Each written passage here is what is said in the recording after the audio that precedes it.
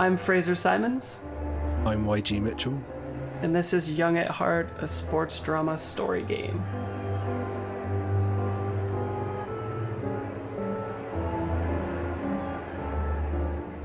So, last time on Young at Heart, we saw Hoyt be in a hospital bed with his mom, and it's quite clear that something serious is happening with him. And there's a rift between Bridget and him that is really predominant right now, and he's just is struggling with a way to tell her about the illness. So far hasn't, and drowned out his sorrows with booze and fun and dancing at a bar with Jake. And we're going to go to a diner early in the morning, 6 or 7 in the morning. It might not be the morning after the previous bar scene, but it might as well be the morning after. It's one of the mornings after one of the many bar scenes that we could have described. Jake and Hoyt have both got dark sunglasses on, staring into their coffees, unshaven, scruffy. We come into the scene as Jake is just finishing his explanation and his reasoning as to why he needs this large amount of money from Hoyt. Clearly he's embarrassed to have to ask his friend for the money, and obviously it's a large amount of money, otherwise they wouldn't be talking about it sober. As Jake is getting to the big emotional reveal of how many thousands of dollars he needs, Hoyt's phone buzzes on the table. He flips it open, and it's Bridget, and it's we focus in tight on the message, and it's all in caps saying, "Found Jake's messages. I know everything. Call me." Hoyt looks at his phone, and he looks at Jake and the kind of the state that Jake is in. I think that's where we can roll. We can see how he reacts and to whom he reacts. I think I'll go for pride. Is that all right? Yeah, sure. Oh, I got a 5. Come on, Heart. Oh no! Wow. Oh my gosh. Pride is 6. Yeah. Okay. Okay. So add it to the big pile. Hoyt looks down at his phone and up at Jake. He sees in Jake everything that he wants in a friend.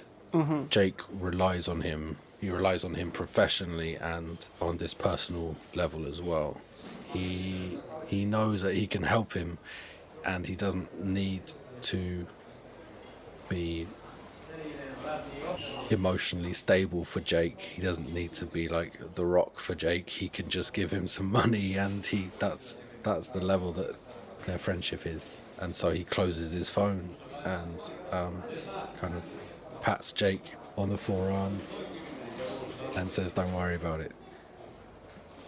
He's not hurt by Jake's faux pas in revealing this secret. With that same pat on Jake's hand, we see the point of view of the ball craning towards the batter, and the batter just crushes it, except then the point of view changes and we see that it actually isn't crushed and it's like a pop fly. We see Hoyt run up and point to the ball, and I think what happens is Jake is the one that runs for it and nabs it, right? As Jake catches it and they make eye contact, their faces are transposed into a rainy evening, and it's the same day as that diner and everything, but it's later that evening.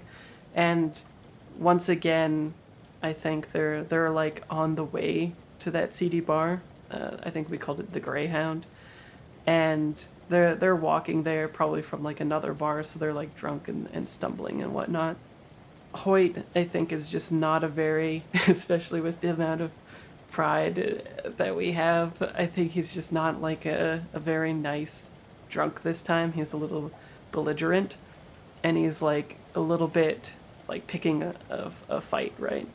and he's like, he's slurring his words, and he's like, I would have told Bridget eventually, kind of thing. But I think Jake knows still that he still hasn't done it, right? And it's been like the remainder of the whole day. So he's a little bit, of a hypocrite, and it's coming out with his drunkenness. Jake stops him and presses him against like the wall, and they're soaked. And he's like, it's time to start looking at what you have right in front of you. And then he's like, call her right now. I'll wait at the Greyhound. And like the camera pans and we see like the really crappy neon sign of the Greyhound running. He walks off, and when he turns around, he gives that same smile from when he catches the pop fly, but he also does the like, I'm watching you, Hoyt, like 2 fingers on his eyes, 2 fingers on Hoyt, and he's like, effing call her like right now, kind of thing, right? Maybe that's the role, is again, whether he's going to, muster the courage or sweep this thing under the rug. I don't know, maybe this will be the finale of if he's gonna do it or not, right? I'll be Heart. No, I got a 1, and you got a 3. Oh my god, Hoyt, you're killing me.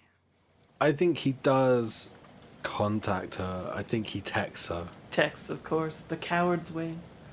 Yeah, yeah. He says, in all caps, not because he's angry, but because that's the only way that he texts. He says, yeah, I'm sick. Speak to Mum.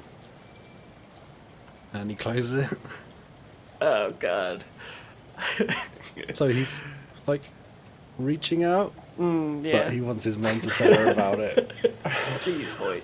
So maybe as those words get sent or whatever, right? You see, like, the little mail symbol on the old Nokia being, like, sending text or whatever. The camera tightens up on the Greyhound running, because that's like exactly what he does in his life too, right? He just runs away from everything. He certainly does. I think what I'm feeling now is this like resolution thing. Yeah. We could flesh out the Jake stuff a bit more. Well, it's just more about Hoyt's perspective. So do we have it enough that we know if he wants to, has he made a decision about if he's going to quit pitching or not? I think so, because like we now know that, what Jake really does rely on him for is brought to the picture. And what is he going to do about Bridget? We're ready to finalize that as well. So we could just do the final pitch. Yeah. Yeah, okay. So maybe this last scene of this episode should be just leading up into the final that. Pitch. Yeah, just like teasing that so we start it in the next episode. Yeah. Yeah, let's put them back in real time, back in the stadium. It's not their turn to pitch. So they're sitting on the bench.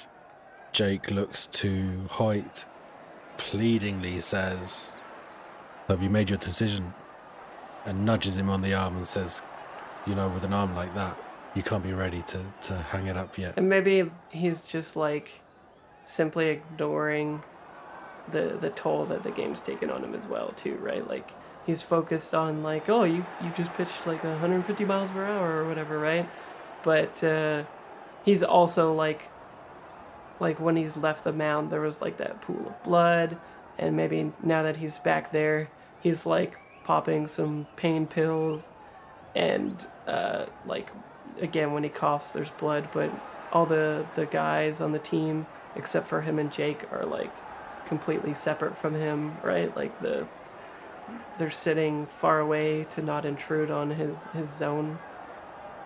Yeah, I think Jake is just, he's always been like this guy who refuses to see anything substantially bad because he relies on him so much, which makes him both like a good friend and a bad friend, because he keeps going and drinking with him, which is hurting him, but in the same time they have this camaraderie that is like unshakable, right?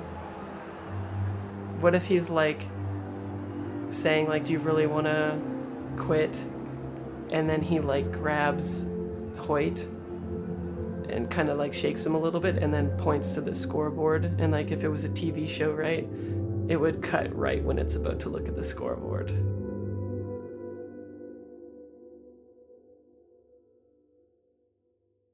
Hi, this is Jason from the Gauntlet Gaming Community. If you enjoyed this episode of Comic Strip AP, please consider supporting the Gauntlet on Patreon. Our page can be found at patreon.com/gauntlet.